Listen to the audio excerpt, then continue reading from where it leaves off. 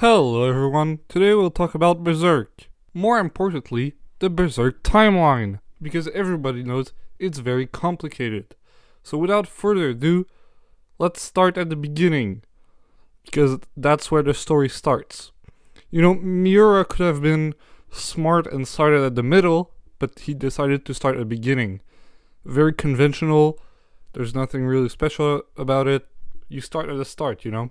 That's how you start. So, Berserk is about this man.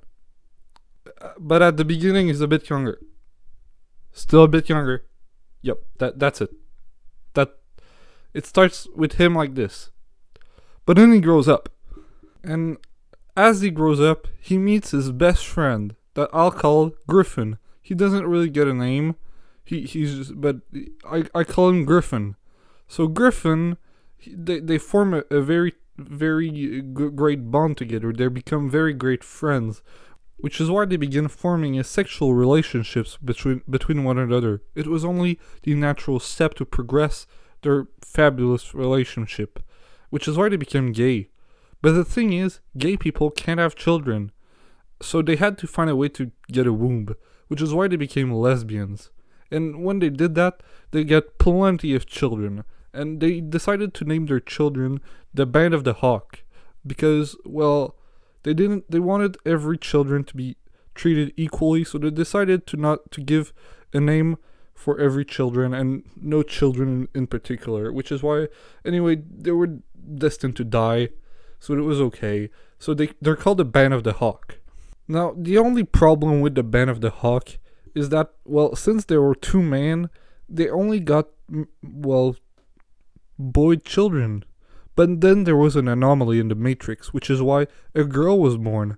And like always, every conflict starts with a good woman. And well, our main man right here, he decided to fall in love with this woman, which ended up being very problematic because, well, she was already falling for Griffin, and Griffin was falling for her, which is why Guts and Griffin went into a sword fight, and they decided to pleasure each other while doing that, so they put each other's sword in their mouth. Very cool stuff, okay? And that resolved things for a while. After that, the Band of the Hawk went to win many victories, so many in fact that they were legendary, and every noble in every kingdom wanted to kill them, okay? But the problem was not gone. Guts was still in love with the woman. And she was still in love with Griffin, which is why the problem surfaced again. And it's at that moment that Griffin, because his fate decided so, he did a satanic ritual, and when doing so, he killed every one of his children. What a cruel man. And because of that, our main man, Guts, decided to go on a revenge quest in order to get Griffin to apologize for murdering every one of his children. But that's when the woman got a fantastic idea. What if she became a man? Then there would be no more troubles. Fuck, I'm gay. But then, where could she get the sex change? That was the next question.